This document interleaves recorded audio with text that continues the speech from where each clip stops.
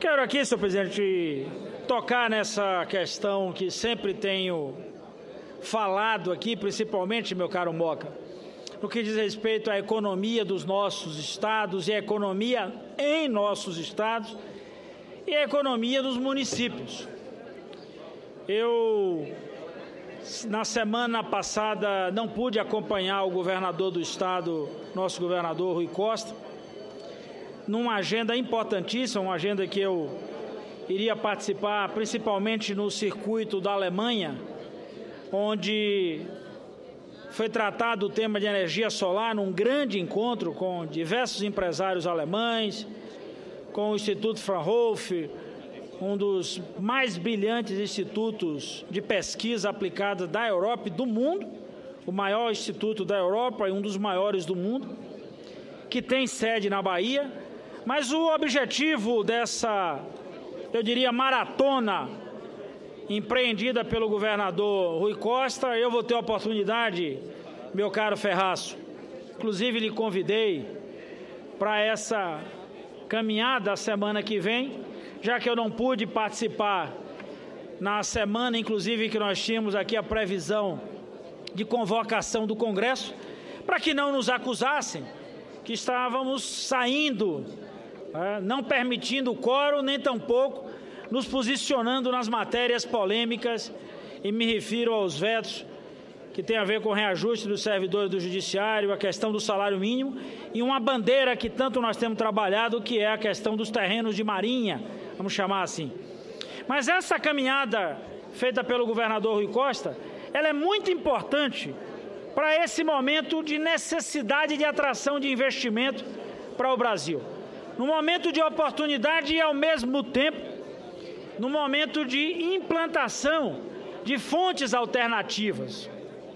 Esse é o principal momento para que nós busquemos atrair investidores que venham para cá com dois objetivos. Óbvio que para expandir a nossa capacidade de oferta de energia nessas matrizes importantíssimas, eólica, solar, biomassa, mas ao mesmo tempo, com essa atração, plantarmos aqui, principalmente, e de uma vez por todas, consolidarmos a política de desenvolvimento científico e tecnológico, meu caro Delcídio.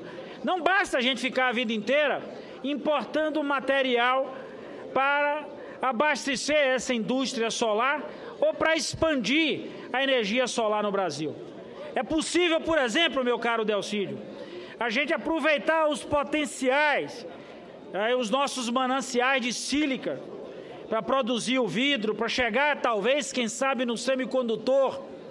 É possível avançar no desenvolvimento de software para o processo todo de monitoração, para o processo de gerenciamento e, principalmente, para a operação.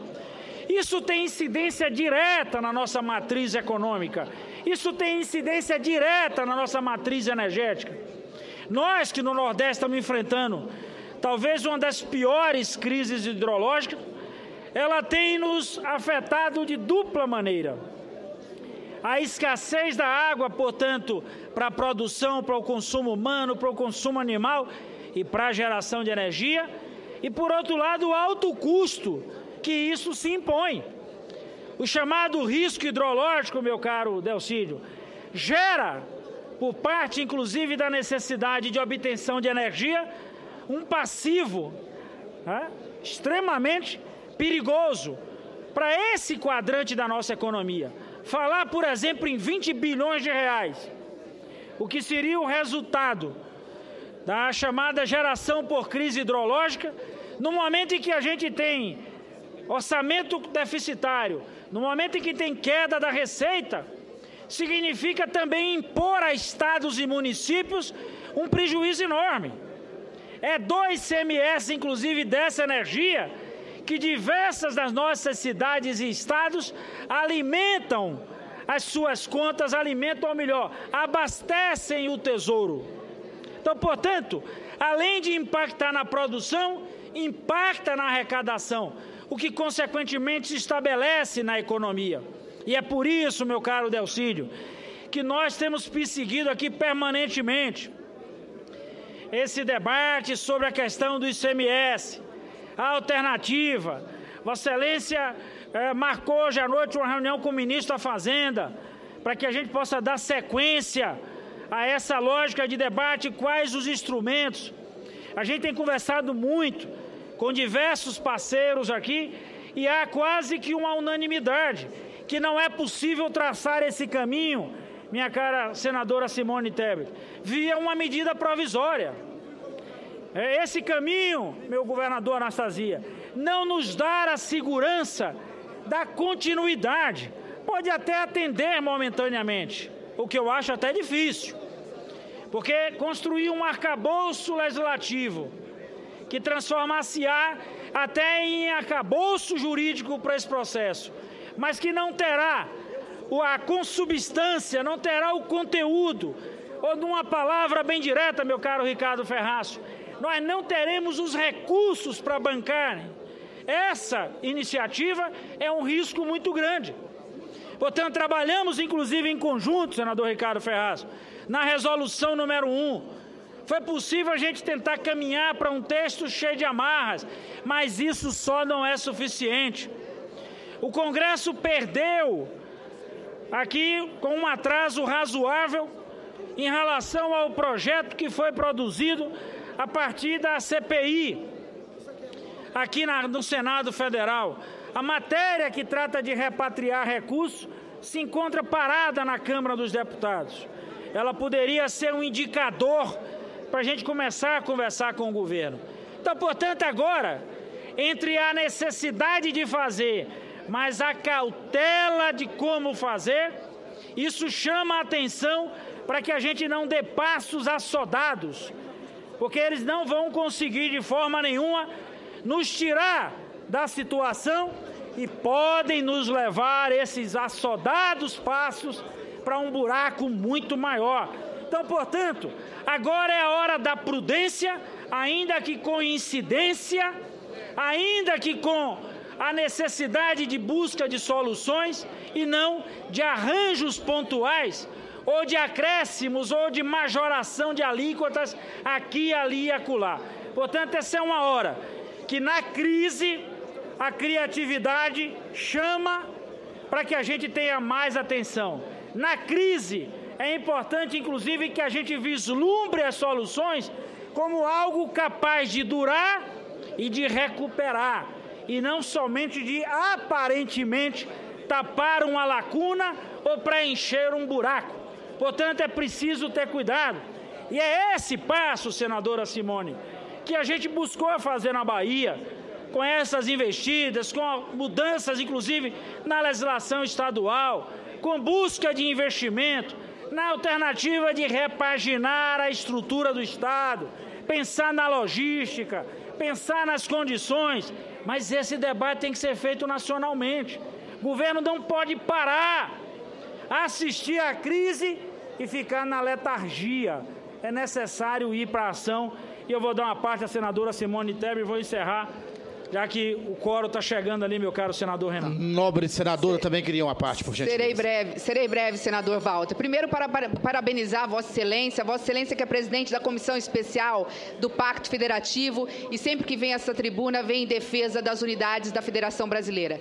Eu queria só apenas enfatizar o que tenho falado constantemente. Este projeto, ao meu ver, votar este projeto nesse momento é intempestivo. Eu estive reunido com governadores do Brasil Central. São 6 governadores representando o Centro-Oeste, mais Tocantins e Rondônia. Os 6, por unanimidade, disseram que este projeto só pode ser aprovado se for estabelecido um fundo constitucional de compensação para os estados que vão perder com a unificação interestadual das alíquotas de ICMS. Mas recebi hoje, por coincidência, um ofício do CODESUL, que é o conselho que reúne os estados do sul do país mais Mato Grosso do Sul, também unânimes nesse sentido. preocupados com esta questão. Vossa Excelência está de parabéns, sei que essa questão está em boas mãos, conte conosco, e aqui quero aproveitar para fazer um convite aos senadores e às senadoras. Amanhã, na Comissão de Desenvolvimento Regional, nós teríamos o segundo ciclo de debate para tratar em audiência pública justamente sobre o projeto de resolução número 1, que visa a unificação das alíquotas de ICMS. Muito obrigada. Obrigado, senadora Simone, mas é isso. Senador Walter, por favor. Dá uma parte a Vossa Excelência. Na realidade, eu acho que é importante. Vou dar, senador Moca, só para ilustrar isso aí, que eu acho que é importante. Vossa Excelência, que é um batalhador, quanto mais dessa questão, é o que a gente tem dito, senador Moca, ao ministro Levi. Tem que ter um instrumento que não só nos dê a tranquilidade, mas que também perpasse esse Senado, perpasse os governantes da agora, e seja um instrumento perene, um instrumento capaz de resolver o problema momentâneo. O fundo, senador Delcídio, pode compensar as perdas, mas nós precisamos, além das perdas, nós precisamos ter a perenidade de um fundo que nos permita continuar fazendo investimento e voltar a crescer localmente nesse país. Senador Moca, senador Hélio. Eu só queria parabenizar o senador Walter Pinheiro pelo importante pronunciamento, sobretudo em defesa da economia dos nossos estados. E, para ser objetivo, a única forma mesmo é você criar um fundo permanente, não uma coisa que possa trazer uma intranquilidade, uma insegurança, até porque nós já temos aqui a Lei Candir, né? E cachorro mordido por cobra tem medo de linguiça, senador Walter Pinheiro. Valeu, senador Moca. Senador Hélio, depois senador Pimentel e encerro, senador Renato. Senador Walter, mais uma vez eu só faço essa fala aqui em homenagem a Vossa Excelência pela importância do pronunciamento. Deixar claro que nesse momento de crise é necessário criatividade. É necessário que o governo não invente o mesmo do mesmo. Tem que realmente ter criatividade, ter coragem de pôr a mão na massa, mexer a massa e não mostrar alternativa. Vossa Excelência coloca aqui a importância, por exemplo, que eu vi com relação às energias alternativas. Então, o nosso governo precisa realmente ter condições de investir nessa área e propiciar o desenvolvimento dessa área. Além disso, da questão tributária. Muito se discutiu há tempos atrás uma reforma tributária que nunca saiu do papel. Nós precisamos rediscutir o valor, o imposto único de valor agregado que reúna todos.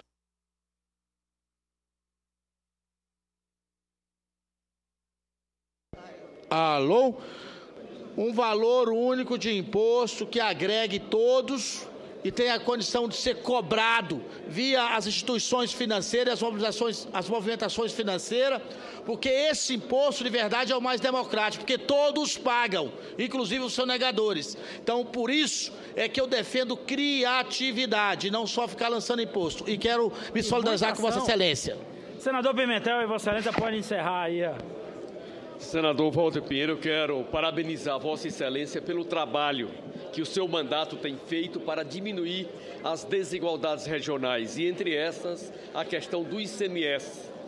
E a sua tese de resolver isso através de uma proposta de emenda constitucional tem um acordo no Senado Federal, nossos pares todos têm discutido nesse sentido, na Câmara não é diferente, por isso é que as duas medidas provisórias, em que democraticamente nós nomeamos Vossa Excelência, nosso companheiro, para ser relator, a 599 e agora a 683. Entendemos que aquelas duas medidas provisórias não resolvem a questão do Pacto Federativo, por isso vamos também deixá-las ser prejudicadas e, em consequência, queremos acelerar a votação da proposta de emenda constitucional, juntamente com o projeto de repatriação que está na Câmara dos Deputados, fez aquela exigência à Câmara dos Deputados para que o projeto iniciasse por lá, que votaria no sistema de urgência. Já estamos chegando a 45 dias, no próximo dia 26 de outubro, espero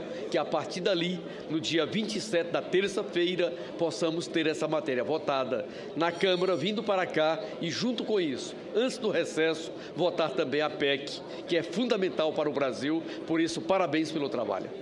É, senador Renan, Vossa Excelência que não só apoiou a medida, como tomou as iniciativas para que a gente pudesse andar nessa direção. Agora é fundamental e cobremos, inclusive, do governo um posicionamento acerca desses recursos, os recursos que serão repatriados.